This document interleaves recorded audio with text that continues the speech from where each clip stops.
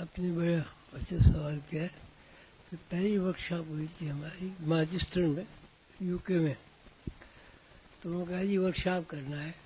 میں کہا ورکشاپ میں تو یہ کیا کہتے ہیں مشینیں بنتی ہیں اور گاڑیاں ٹھیک ہوتی ہیں، یہ ورکشاپ. میں کہا یہ تو پتہ نہیں ورکشاپ کیا ہوتی ہے بھائی.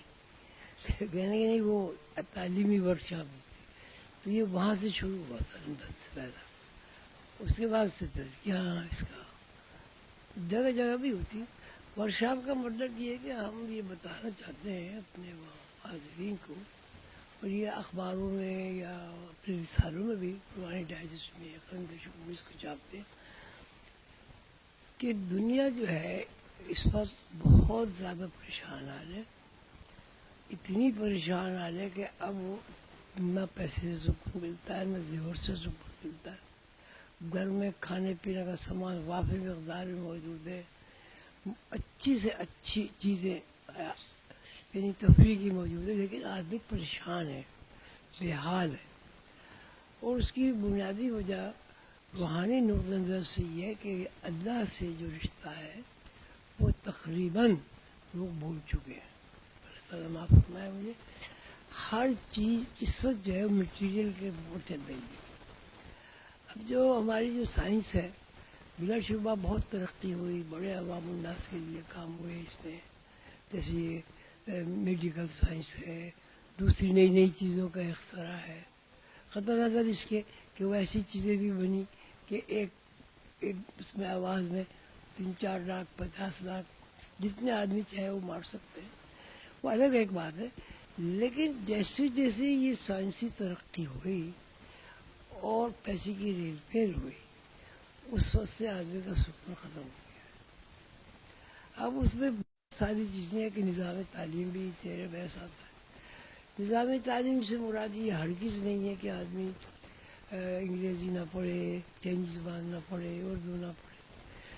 مقصد یہ کہ تعلیم کی جو بیس اور بنیاد ہے وہ ذہنوں سے نکل گئی. علم کا بارے میں پھر میں آپ سے کہ حضور نے فرمایا کہ چین جاؤ، تو چین کیا ہم دوسری زبانیں سیکھنے اردو سیکھنے جائیں گے؟ اس جو ہے بزرگان دین کے جو امتیاز ہے اس بر صغیر کا، بہت سے شکریہ ہیں، لیکن بہت سے لوگ یہ سوال کرتے ہیں کہ سلسلہ عظیمیہ کے تحت انہوں نے سلسلہ عظیمیہ کا جو اس مذہب وہ دوسروں سے مختلف ہوتا ہے. کوئی روایتی قسم کی نہیں دیکھیے دوسروں کا بھی وہی ہے نا. پہلے مضامیر تو ہوتے نہیں تھے یہ گانے بجانے آپ کے، ایک ستار ہوتا تھا تو اس میں مضامیر شامل ہوئے ہیں اس میں موسیقی میں. اس وقت یہ عجیب قسم کا ایک فیشن بن گیا. نعتیں پڑھی جاتی تھی، حمد باری تعالیٰ پڑھی جاتی تھی، یا ایسا کلام پڑھا جاتا تھا کسی بھی زبان میں پڑھا جائے وہ جس میں اللہ کا اور بندے کا تعلق قائم ہو. وہ تو اب ہے نہیں، وہ تو ایک تماشا ہو گیا سارا. تو ہم نے سلسلہ عظیمیہ کے امام حضور قندر بابا اولیاء نے ایک پلیٹ فارم بنایا. وہ پلیٹ فارم یہ ہے کہ علمی حیثیت زیادہ سے زیادہ اجاگر کی جائے کہ روحانیت کیا ہے. اب اس جیسے ورکشاپ ہے، اب ورکشاپ میں ہمارے آپ تشریف لائے دیکھیں گے اس میں کسی ایک موضوع پر پسند نہیں ہے کہ بھائی آدمی پریشان کیوں ہے، یہ بتائیں گے اس طرح پریشان ہے. پھر یہ کہ اس پریشانی کا حل کیا ہے تو ہم یہ بتائیں گے قرآن و حدیث میں اگر آپ کا شوق ہو جائے آپ پرسکون ہو جائیں گے. اللہ نے وعدہ کیا ہے کہ اللہ کے دوستوں کو خوف اور غم نہیں ہوتا. تو اللہ کی دوستی تو جب ہی ہوگی بھائی جب پیغمبروں کی تعلیمات پر عمل کیا جائے گا. اب اللہ کی دوستی یہ جو سائنسی ہماری ترقی ہے بلا شبہ بہت ترقی کی، یہ بھی اللہ تعالیٰ کی بہت بڑی نشانی ہے کہ انسانی ذہن یہاں تک جا سکتا ہے وہ اپنی جگہ. لیکن اس میں یہ تو نہیں ہے کہ آپ جناب وہ اپنے عربی چھوڑ دیں پڑھنا اور ایک مخصوص تعلیم حاصل کریں. اس لیے اس سلسلہ ضرور کریں.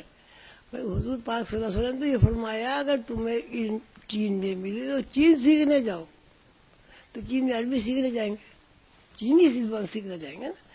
تو تو ہمارا منشا یہ ہے کہ اب لوگ قرآن کی طرف رجوع ہوں، حدیث کی طرف رجوع ہوں، اور جو یہ نماز روزے سے دور ہو رہے ہیں کسی طرح یہ دوری ختم ہو جائے. اور اس کے لیے بنیادی بات یہ ہے کہ قرآن پڑھا جائے ترجمہ کے ساتھ اور حدیث پڑھی جائے ترجمہ کے ساتھ.